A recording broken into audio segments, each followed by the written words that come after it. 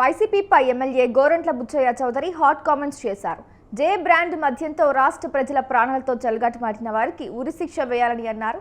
రాష్ట్రంలో గత 5 ఏళ్ల వైసీపీ పాలనలో జరిగిన మద్యం కుంభకోణం కేసులో దర్యాప్తు జరుగుతుందని తెలిపారు. లిక్కర్ స్కామ్లో దుబాయ్ నుంచి హైదరాబాద్కు జరిగిన లావాదేవీలన్నీ బయటపడుతున్నాయని తెలిపారు. మీరు ఆట మొదలు పెట్టారు, తాము ముగిస్తామంటూ సంచలన వ్యాఖ్యలు చేశారు.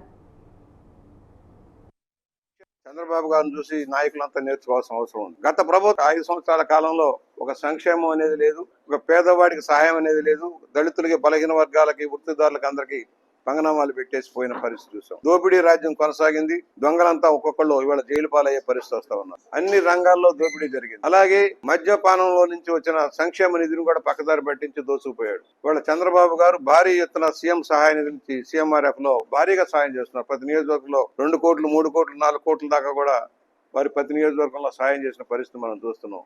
147 మందికి 1,98,91,144 రూపాయలు వారికి అందించడం జరుగుతుంది. ఈ రోజున 33 మందికి 41,66,802 రూపాయలు ఇస్తున్నాం. ఒక్క రూపాయి కూడా ఎలాంటి ఖర్చులాగా చర్యలు తీసుకుంటున్నాం. ఆ ఊరి పెద్దలను పిలుస్తున్నాం, వారి సమక్షంలో చెక్కులు ఇస్తా ఉన్నాం. ఎక్కడ మిస్యూజ్ కాకుండా బాధితులకు వచ్చిన దాంట్లో వాటాలు కొట్టేయకుండా చూసే కార్యక్రమం అమలు చేస్తున్నాం. ఫలితంగా సక్రమైన విధానాల్లో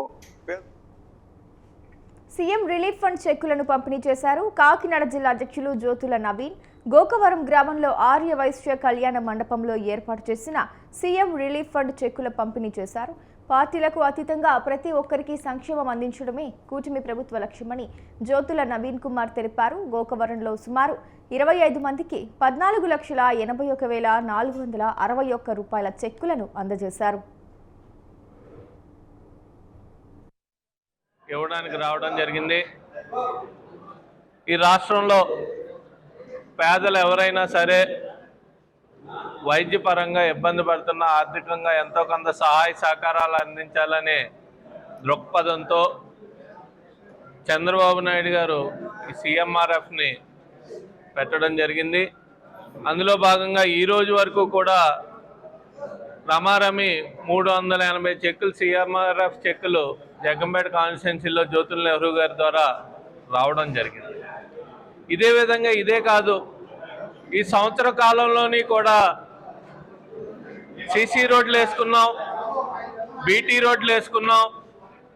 సంక్షేమ పథకాలతో పాటు అభివృద్ధిని కూడా చేసుకుంటూ ముందుకెళ్ళి ఇంకా వాళ్ళ సమస్యలు ఏమున్నాయో తెలుసుకోవడానికి ప్రతి గ్రామంలోని కూడా మా కార్యకర్తలు, నాయకులు పార్టీ బలోపేతమే లక్ష్యంగా ఏపీ బీజేపీ రాష్ట్ర అధ్యక్షుడు PVN మాధవ్ జిల్లాల పర్యటనలో ఉన్నారు. ఈ నేపథ్యంలో నంద్యాల జిల్లా బనగానపల్లెలో పర్యటించనున్నారు.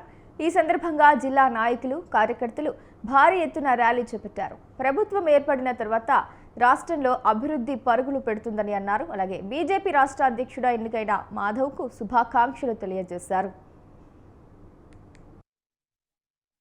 ఈరోజు నంద్యాల జిల్లాలో బీజేపీ రాష్ట్ర అధ్యక్షులు శ్రీ PVN మాధవ్ గారి పర్యటన సందర్భంగా బనగానపల్లి నియోజకవర్గం నుండి పెద్ద ఎత్తున సంఖ్య తరలివెళ్ళడం జరుగుతూ ఉన్నది. ఇవాళ భారతీయ జనతా పార్టీ రాష్ట్రంలో ప్రత్యామ్నాయ శక్తిగా ఎదిగేందుకు, అలాగే ప్రతి కార్యకర్త కూడా భరోసా ఇచ్చేందుకు, అలాగే కూటమి ధర్మంతో, కూటమి ప్రభుత్వం ఒక జెండా చేతపట్టుకొని భారతీయ జనతా పార్టీ జెండా చేతపట్టుకొని ఇవాళ రాష్ట్ర అధ్యక్షుడు నంద్యాలకు రావడం జరుగుతూ ఉన్నది. ఈరోజు బనగానపల్లి నుంచి, అలాగే బనగానపల్లి అసెంబ్లీ నుంచి కూడా భారతీయ జనతా పార్టీ నాయకులు, కార్యకర్తలు పెద్ద ఎత్తున తరలి వెళ్ళడం జరుగుతూ ఉన్నది.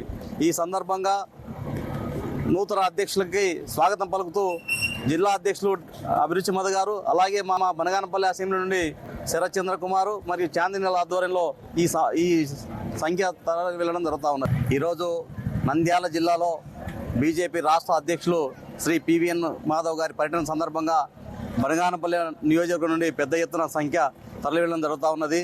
ఇవాళ భారతీయ తమ సమస్యలు పరిష్కారం అవుతాయని ఎంతో ఆశతో వచ్చే అర్జీదారుల సమస్యలను అర్జీదారుడు సంతృప్తి చెందేలా సమస్యలను వేగవంతంగా పరిష్కరించాలని అన్ని శాఖల అధికారులను అనంతపురం జిల్లా కలెక్టర్ TS చేతన్ ఆదేశించారు. జిల్లా కలెక్టరేట్లోని ప్రజా సమస్యల పరిష్కార వేదికలో ప్రజా సమస్యల పరిష్కార కార్యక్రమం జరిగింది.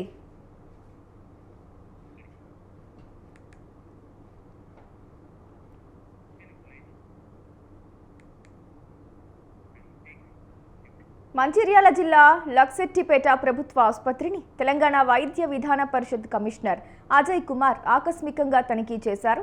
ఆసుపత్రిలోని రికార్డులను పరిశీలించారు. అక్కడి రోగులను, ఆసుపత్రి సౌకర్యాలపై ఆరా తీశారు. ఈ సందర్భంగా ఆయన మాట్లాడుతూ ప్రభుత్వ ఆదేశాల మేరకు పలు ఆసుపత్రులు తనిఖీలు చేస్తున్నట్లు తెలిపారు. వర్షాల నేపథ్యంలో ప్రజలు అప్రమత్తంగా ఉండాలని సూచించారు.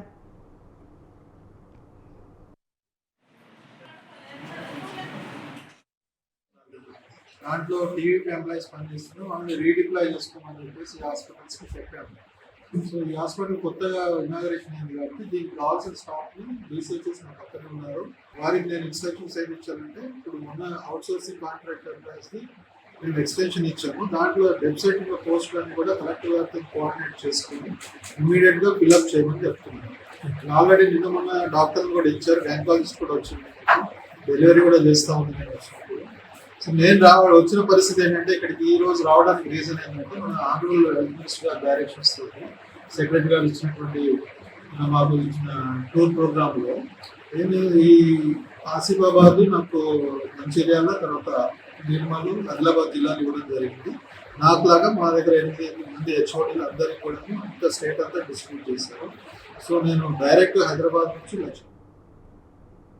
ప్రస్తుత సమాజంలో పెరిగిపోతున్న సామాజిక సమస్యలపై తన సినిమాల ద్వారా నిరంతరం పోరాడుతున్న నిర్మాత ఆర్ నారాయణమూర్తి ప్రస్తుతం దేశవ్యాప్తంగా కలకలం సృష్టిస్తున్న ఎగ్జామ్ పేపర్ లీకేజీల సమస్యపై ఆయన రూపొందించిన చిత్రం యూనివర్సిటీ పేపర్ లీక్. ఈ సినిమా ఆగస్టు 22న ప్రేక్షకుల ముందుకు రానున్న సందర్భంగా వరంగల్లో ఏర్పాటు చేసిన ప్రెస్ మీట్లో నారాయణమూర్తి కీలక వ్యాఖ్యలు చేశారు.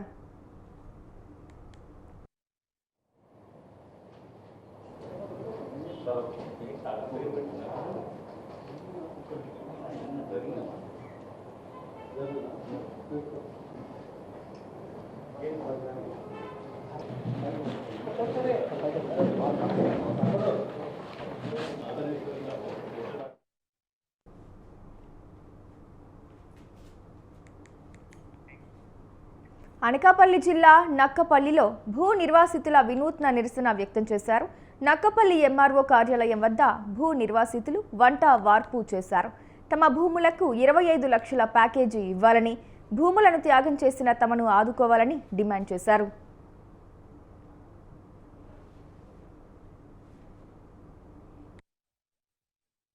మండలంలో సుమారు 9 గ్రామాల్లో 5 గ్రామ పంచాయతీల్లో ఏపీఐఐసి ద్వారా 2010 నుండి సాగు భూములు సేకరించడం జరిగింది. అందులో ఈ రోజు కూడా రైతులకి ఏ విధమైన న్యాయం జరగలేదు. ఈ రోజు సాగు భూములు గాని, తోటలకు గాని, షెడ్లకు గాని ఏ విధమైన నష్టపరిహారం కూడా చెల్లించలేదు.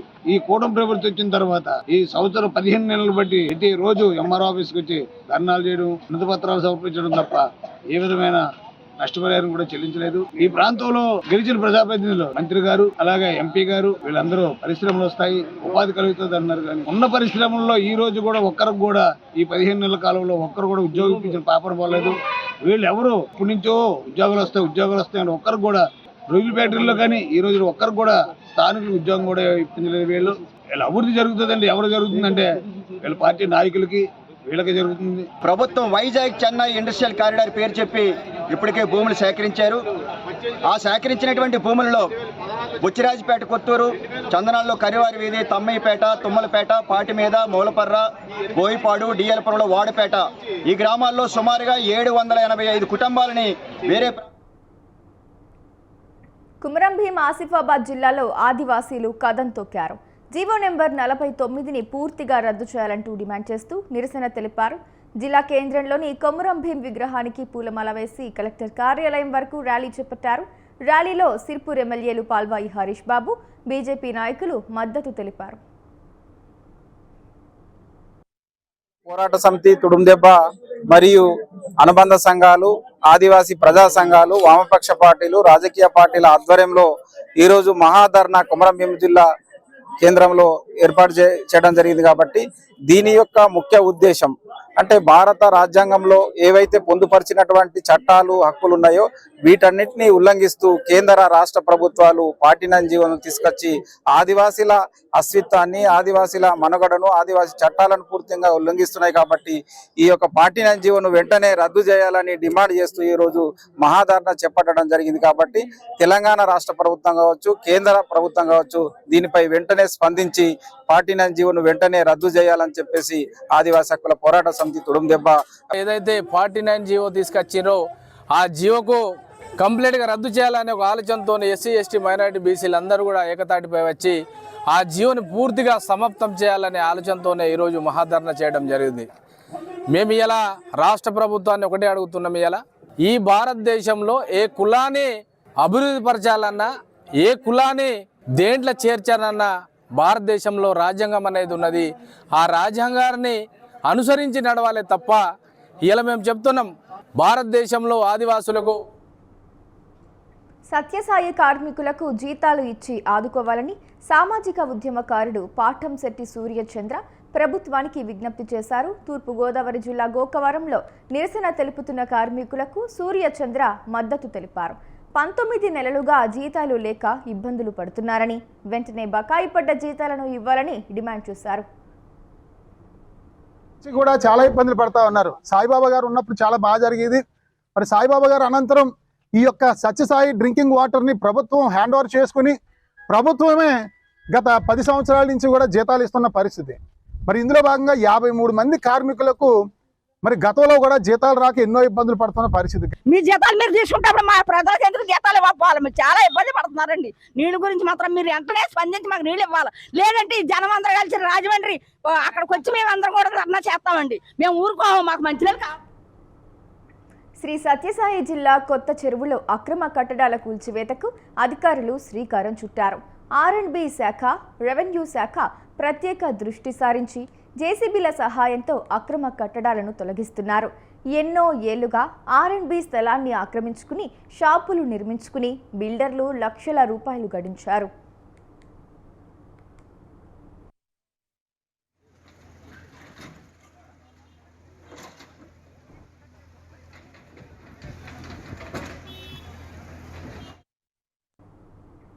మావోయిస్టు వారోత్సవాల నేపథ్యంలో ములుగు జిల్లా కన్నాయిగూడెంలో పోలీసులు విస్తృతంగా తనిఖీలు నిర్వహించారు. ఎస్ఐ వెంకటేష్ ఆధ్వర్యంలో గుట్టల గంగారం, తుపాకులగూడెం బ్యారేజీ వద్ద పోలీసులు తనిఖీలు చేపట్టారు. ఎటువంటి అవాంఛనీయ సంఘటనలు జరగకుండా ప్రతి వాహనాన్ని తనిఖీ చేస్తూ, అలాగే గ్రామాల్లో ఎవరైనా అనుమానాస్పదంగా తిరుగుతున్నా పోలీసులకు సమాచారం ఇవ్వాలని తెలిపారు.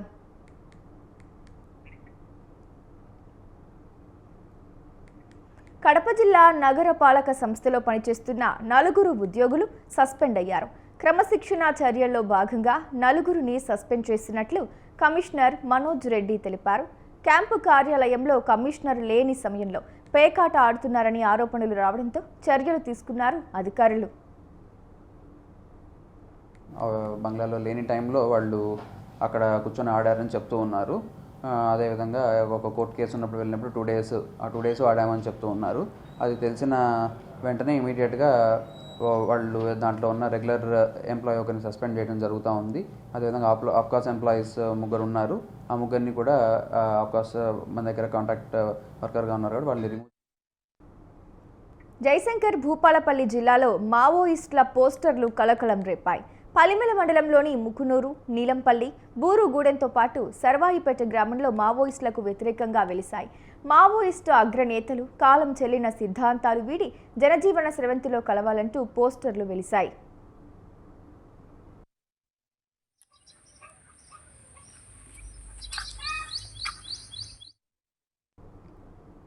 మావోయిస్టు వారోత్సవాల నేపథ్యంలో తెలంగాణ, ఛత్తీస్గఢ్ సరిహద్దుల్లో హై అలర్ట్ కొనసాగుతోంది. భద్రాద్రి కొత్తగూడెం జిల్లా దుమ్ముగూడెం, చర్ల మండలాల పరిధిలోని నక్సల్ ప్రభావిత గ్రామాలైన వద్దిపేట, పూసుగుప్ప, చింతగుప్ప, పైడిగూడెం తదితర గ్రామాల్లో ఇప్పటికే విస్తృత తనిఖీలు చేపట్టారు.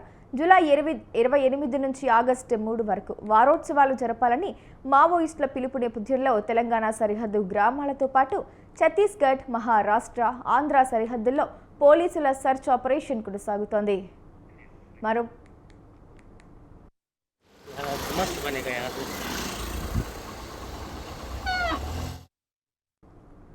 వరంగల్ ఎంజీఎం ఆసుపత్రిలో ప్రమాదం తప్పింది. ఆసుపత్రి ఆవరణలో ఉన్న నర్సింగ్ హాస్టల్లో స్లాబ్ పెచ్చులు ఊడిపడ్డాయి. అయితే ప్రమాద సమయంలో నర్సింగ్ విద్యార్థులు లేకపోవడంతో ప్రమాదం తప్పింది.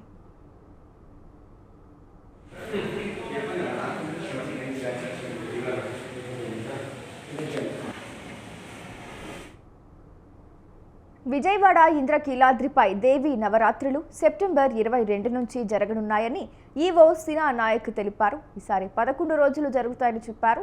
సెప్టెంబర్ 29 మూల నక్షత్రం సందర్భంగా ముఖ్యమంత్రి చంద్రబాబు అమ్మవారికి పట్టు వస్త్రాలు సమర్పించనున్నట్లు తెలిపారు. అలాగే అక్టోబర్ 2 పూర్ణాహుతి, అదే రోజు సాయంత్రం కృష్ణా నదిలో హంస వాహన తెప్పోత్సవం జరగనుందని ఈవో స్పష్టం చేశారు. భక్తుల యొక్క సౌకర్యార్థం మాత్రమే తీసుకుంటాము. ముఖ్యంగా మనకు సుదూర ప్రాంతాల నుంచి ఎంతో మంది సామాన్యమైన భక్తులు వస్తూ ఉంటారు.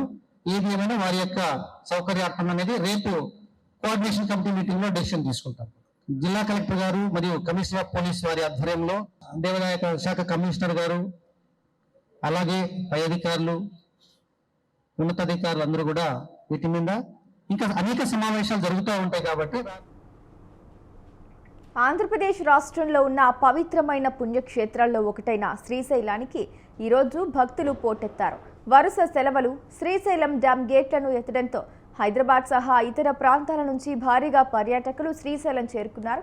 దీనికి తోడు శ్రావణ మాసంలో వచ్చిన మొదటి సోమవారం కావడంతో భారతదేశంలోని 12 జ్యోతిర్లింగాలు శక్తి పీఠాల్లో ఒకటిగా పరిగణించబడే ప్రసిద్ధ హిందూ ఆలయంగా పేరుగాంచిన శ్రీశైల భ్రమరాంబ మల్లికార్జున స్వామిని దర్శించుకునేందుకు భక్తులు పెద్ద ఎత్తున చేరుకున్నారు.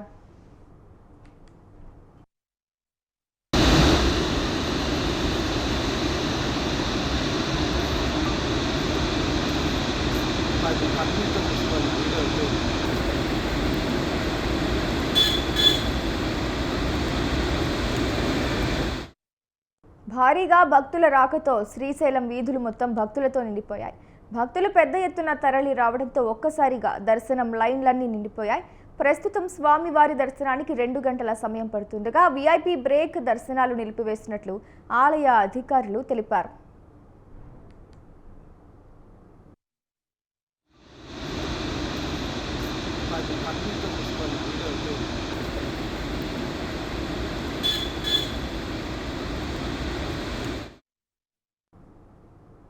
పల్నాడు జిల్లా పిడుగురాలలోని ప్రసన్నాంజనేయ స్వామి దేవాలయంలో చోరీ జరిగింది.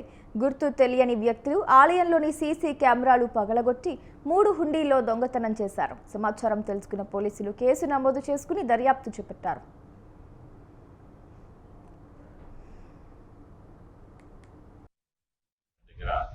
శ్రీ అభయ ప్రసన్నాంజనేయ స్వామి దేవస్థానం పూజారిని ఉదయం రాగానే తాళాలు తీస్తూ ఉండగా ఇక్కడ దొంగలు పడి తాళాలు పగలగొట్టి హుండీలు కూడా పగలగొట్టి హుండీలో ఉన్నటువంటి డబ్బుల్ని తీసుకుని వెళ్ళారు. అటు వెనక భాగం నుంచి దూకి సీసీ కెమెరాలన్నీ కూడా పగలగొట్టి మెయిన్ కూడా తీసేసి మెయిన్ దగ్గర ఉన్న మెయిన్ కూడా తీసేసి ఆ దొంగతనం చేశారు. మొత్తం 3 హుండీలు కూడా పగలగొట్టి హుండీలో ఉన్నటువంటి డబ్బులు తీసుకుని వెళ్ళారు. సీసీ కెమెరాలు కూడా పగలగొట్టి మొత్తం మెయిన్ కూడా ఆపుకొని. రాజన్న సిరిసిల్ల జిల్లా వేములవాడలోని శ్రీ రాజరాజేశ్వర స్వామి దేవస్థానంలో స్వామివారికి మహాన్యాసపూర్వక ఏకాదశ రుద్రాభిషేకం నిర్వహించారు. ఆలయంలోని అద్దాల మండపంలో మహాలింగార్చన పూజా కార్యక్రమం చేశారు అర్చకులు. ముందుగా స్వామివారిని ప్రత్యేక పుష్పాలతో అలంకరించారు.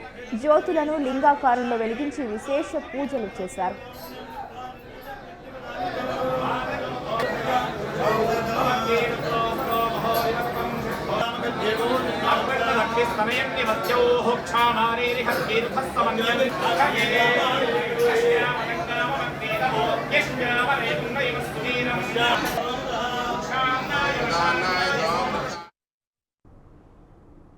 కర్నూలు జిల్లా సుంకేసుల బ్యారేజీకి జలకళ సంతరించుకుంది. ఎగువన కురుస్తున్న భారీ వర్షాలకు వరద నీరు సుంకేసులకు బ్యారేజీకి భారీగా చేరుకుంటోంది. ఇన్ఫ్లో 99,000 క్యూసెక్కులు కాగా అవుట్ఫ్లో 95,000 క్యూసెక్కులుగా ఉంది. 21 గేట్లు ఎత్తి నీటిని దిగువకు విడుదల చేసి కేసీ కెనాల్ తాగునీటి కోసం 1847 క్యూసెక్కుల నీటిని విడుదల చేశారు అధికారులు.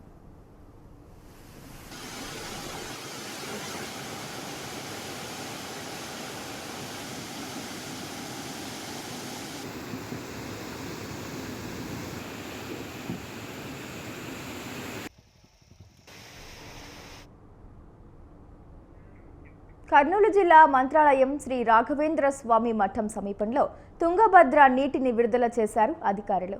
తుంగభద్ర నది నుంచి 1,00,000 క్యూసెక్కుల విడుదల చేయడంతో ఉధృతంగా ప్రవహిస్తోంది.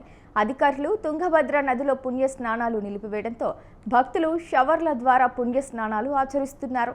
తుంగభద్ర నదిలో నీటి ప్రవాహం అధికంగా ఉండటంతో భక్తులు, తీర ప్రాంత ప్రజలు అప్రమత్తంగా ఉండాలని అధికారులు హెచ్చరికలు జారీ చేశారు.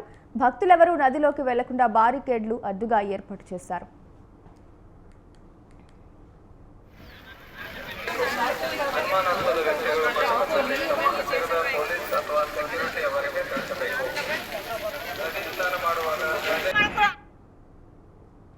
భారీ వర్షాలతో తుంగభద్ర డ్యాంలోకి భారీగా వరద నీరు వచ్చి చేరుతోంది. దీంతో తుంగభద్ర డ్యాం నుంచి భారీగా నీటిని దిగువకు విడుదల చేశారు అధికారులు. డ్యాం మొత్తం 33 గేట్లలో 24 గేట్లు ఎత్తి 90,000 క్యూసెక్కుల నీటిని దిగువకు వదిలారు. ప్రస్తుతం డ్యాంలోకి తుంగా డ్యాం నుంచి 80,000, భద్ర డ్యాం నుంచి 40,000, ఇతర మార్గాల నుంచి 20,000 క్యూసెక్కుల చొప్పున మొత్తం 1,40,000 క్యూసెక్కుల వరద నీరు వచ్చి చేరుతోంది.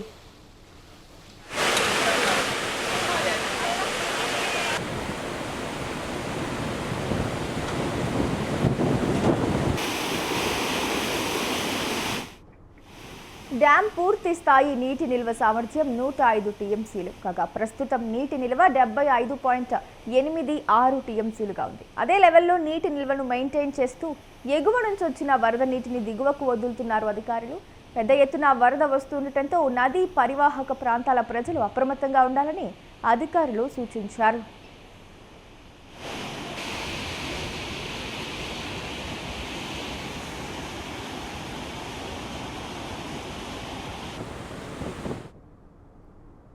ఎగువన కురుస్తున్న వర్షాలతో శ్రీశైలం నుంచి నాగార్జున సాగర్కు వరద ప్రవాహం కొనసాగుతోంది. ప్రాజెక్టు ఇన్ఫ్లో 93,127 క్యూసెక్కులుగా ఉండగా అవుట్ఫ్లో 36,049 క్యూసెక్కులుగా ఉంది. నాగార్జున సాగర్ పూర్తి స్థాయి నీటి మట్టం 590 అడుగులు కాగా ప్రస్తుతం 583.80 అడుగులకు చేరింది. పూర్తి స్థాయి నీటి నిల్వ సామర్థ్యం 312.04 టీఎంసీలు కాగా ప్రస్తుత నీటి నిల్వ 293.97 టీఎంసీలకు చేరుకుంది. సాగర్ ప్రాజెక్టు నుంచి కుడి, ఎడమ ఎస్ఎల్బీసీ కాలువలకు నీటి సరఫరా చేస్తున్నారు. జల విద్యుత్ కేంద్రంలో జల విద్యుత్ ఉత్పత్తి కొనసాగుతోంది.